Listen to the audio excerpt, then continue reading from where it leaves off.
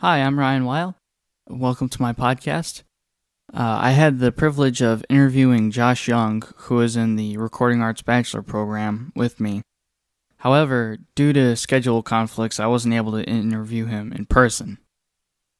So, the first question, what do you see as the role of visual arts in our mass-mediated world, and particularly in your profession? Josh replied, I believe visual arts play a huge role, especially with the younger generations. Most people have a short attention span. If a teacher isn't very interactive in keeping them engaged, students drift off. So let's say every 10 minutes or so the teacher plays a funny YouTube video that's pertaining to the class, students will be more prone to pay attention. Particularly in my profession, I don't see how visual arts help me except when I'm selling a product. Sometimes, though, when I write, I'll look at a photo or painting that makes me feel a certain way, and it helps me tell the story through sound. So, with new communications and media technology, imagery is almost instantly available. Is this a positive or negative thing for the industry? Well, I believe it's more negative than positive. Sometimes it's good not to have a visual.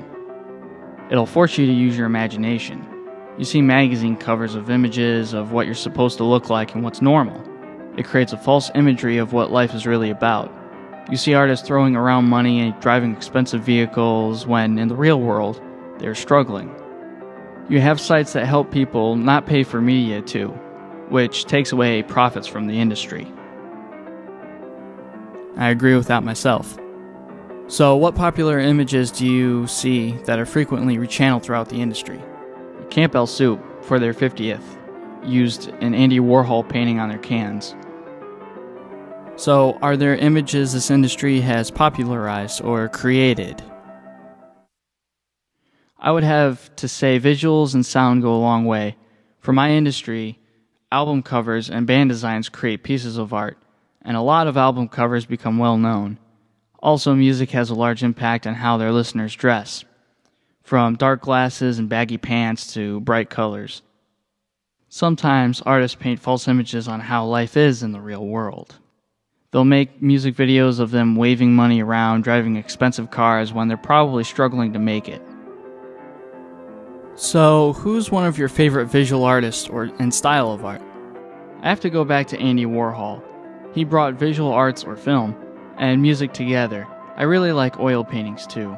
One of my favorite oil painters is Mike Shinoda from Linkin Park. They seem to go hand in hand with the style of the band's music. His paintings are revolutionary and powerful. So, the last question, Josh. How has your knowledge of famous artworks influenced your creative process? Sometimes when I'm composing, it helps to look at a picture to help me write. I usually pick a picture or painting that makes me feel a certain way. One that tells the story I'm trying to channel through my music. This has helped me in the past with writer's block. They don't need to be famous artworks though. Well, I want to thank Josh for working with me with this interview, and I really appreciate the time he took to answer these questions.